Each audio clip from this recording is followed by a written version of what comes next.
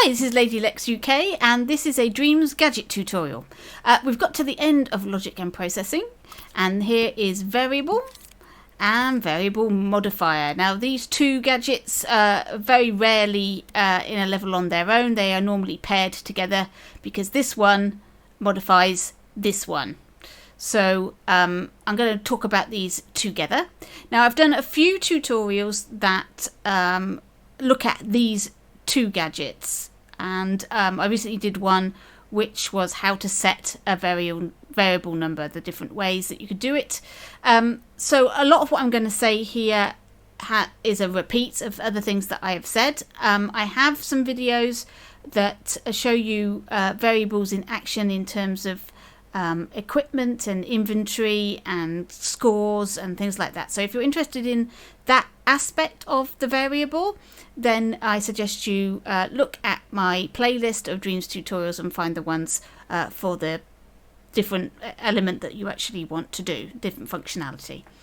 Right, okay, let's have a look at the variable. First of all, what is a variable? Well, a variable is basically a number. This variable holds a number that you set it to be. It provides you with that number so that you can use it for gadgets, for display, for scores, for counts of things, for status of things. It has a lot of uses, a variable, and I couldn't possibly go into all the ways that you could use a variable, but basically all it is a single number.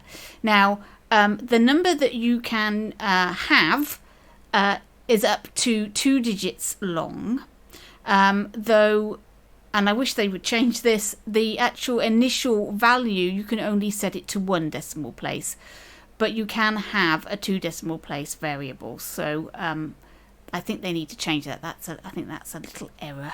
But other than that, you can create any number that you wish, and you can change that in game. And that is what is mostly going to happen with a variable, is that it is a variable number. It varies during the game.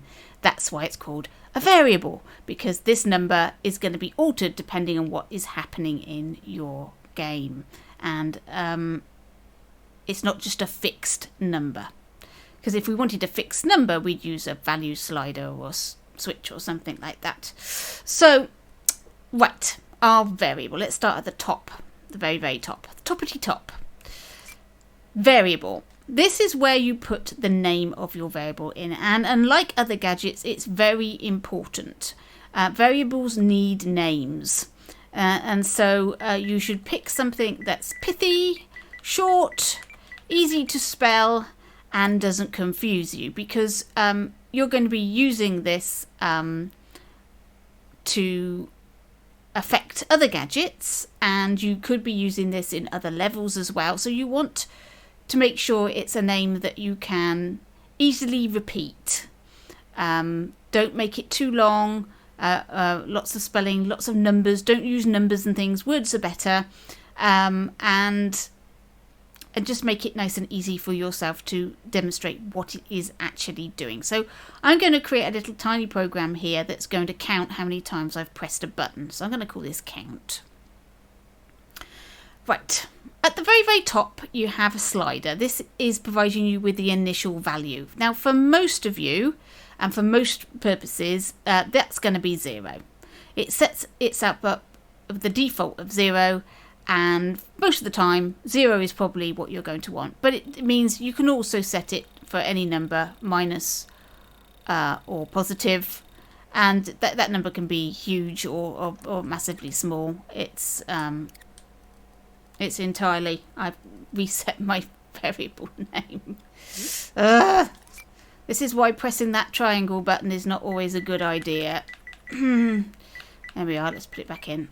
There we go. Right, watch for that. If you try and press the triangle button when you're over the wrong thing, it's going to remove what you've done.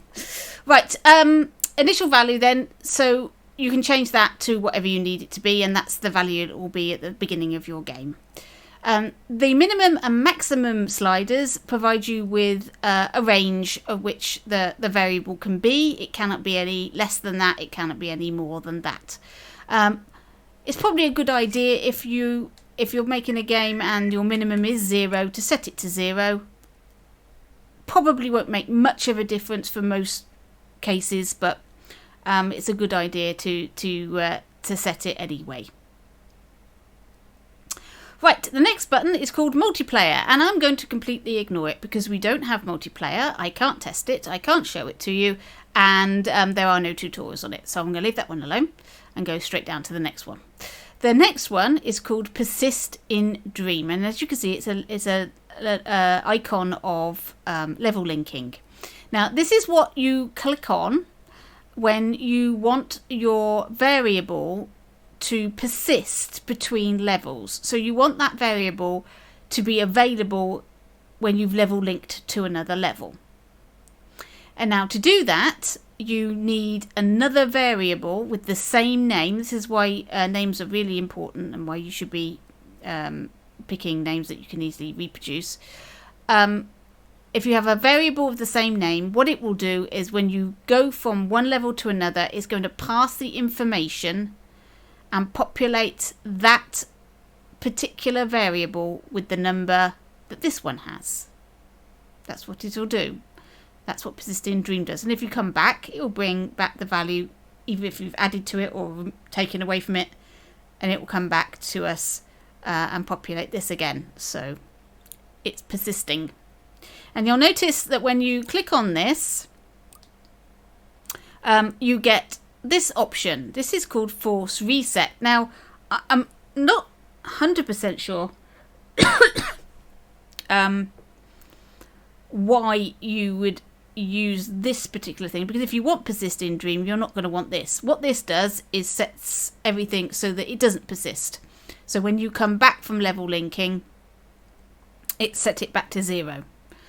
There might be a reason in your dream why you want that, but if you wanted that, then that would do it as well, because it hasn't persisted. So that's to turn it on, that's to turn it off, and that's also to turn it off. So and there's no input socket in order to do that dynamically by wire. So the only way to actually turn this on during the game would be to use a keyframe. So you would use a keyframe like this and press record and activate that, and that would turn that on. You can find that with any button that doesn't have an input socket. You can turn on with a keyframe. There you go. So with that confusion of what that button is actually for aside, this is a very powerful button, and like I say, it won't work unless you have a variable of the same name in another level. Now, I have done tutorials on this, so if you're interested in that, I suggest you have a look at my playlist of Dreams tutorials and scroll down and you'll find the one for level linking and persistent variables, and that explains it a little bit more thorough than I'm going to do now. Okay, right. Let's scroll down then. Forget that. Current value. Now, unlike other gadgets that actually show you the current value in the tweak menu, this one doesn't. It just has an output socket. So the current value is not displayed in the tweak menu, but this wire, you can wire that to a displayer or another gadget. That's how you get the value of your variable out to other things. And it's displayed here. Here is our count.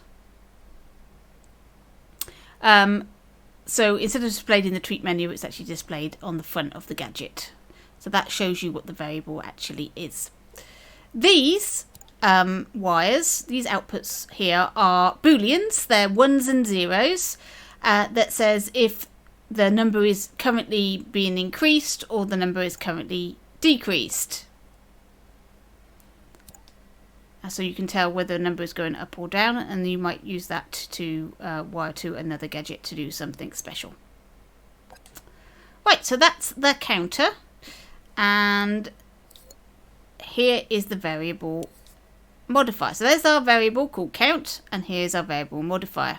So the first thing we need to do is we need to find that variable. Now you can type in, you can select it here and type in count, but probably the best way is to press up on the D-pad, and it will scroll through all the variables that it finds in the level, and you choose the one that you want. That way you don't have to worry about typing mistakes and things like that. You just find your variable there. Right, so once you've done that, this is now going to modify the correct variable. We've got to decide how we want to modify it. The first one is set. Right, so let's put in an input so we can turn our gadget on.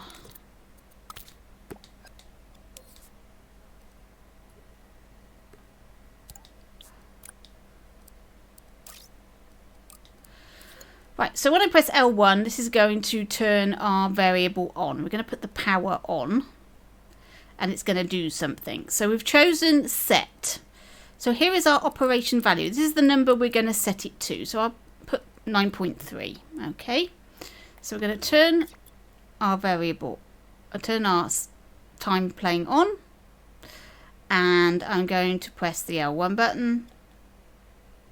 And now you can see our variable called count has now changed to 9.3 to match this.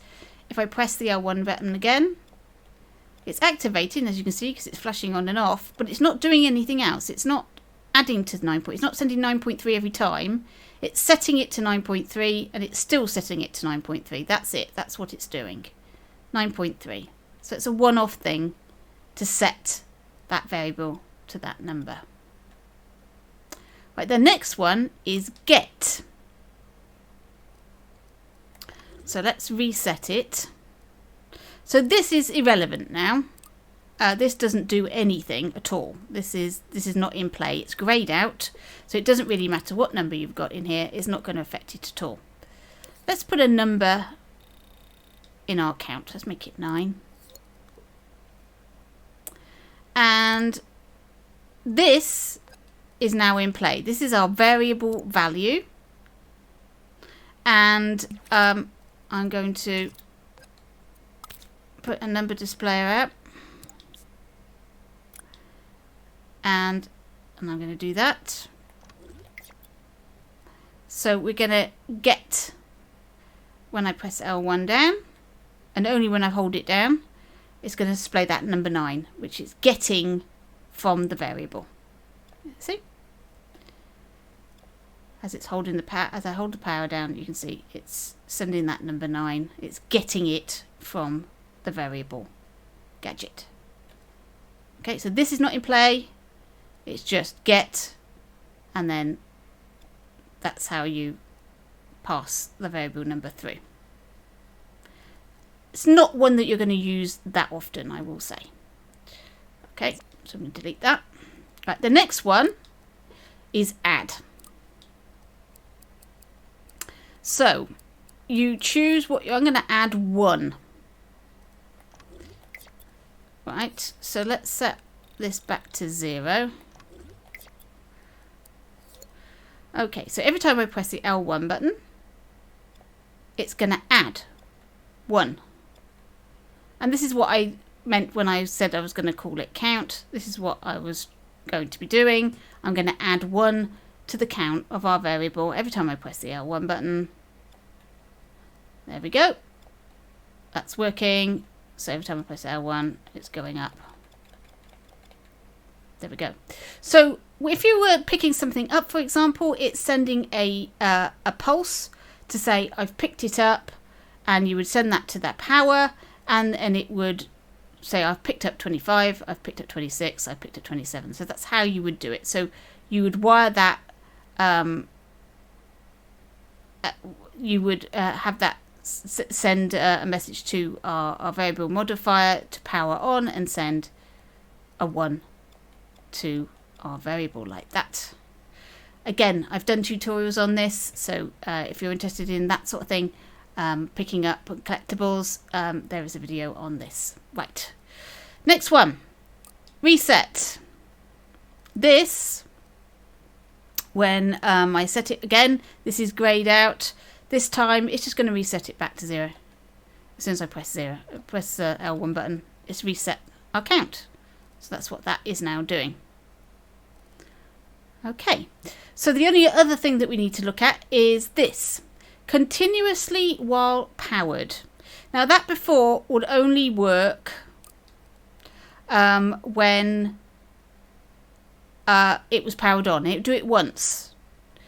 But now, it continuously while powered, so if I held down the button, you see it's gone up and up and up and up as I'm holding onto it.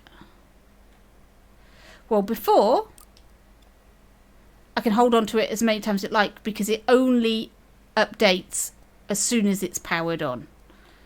So that's the difference between powered on and continuously powered. One is it's doing it constantly as it receives power, and this one only at the instant it receives power. So that's the difference between those two. And that's how you change a variable and modify a variable. And like I say, there are lots of different reasons why you would use a variable and a variable modifier. And there are too many for me to go into. But it will crop up in lots of tutorials that I've already done and probably will do in the future. So getting a really good understanding of what a variable is and how you modify it will certainly help you with a lot of tutorials, because a lot of people will be using variables and they are very, very useful indeed. Right, thank you for watching. Hope that was useful, and I'll catch you in your dreams.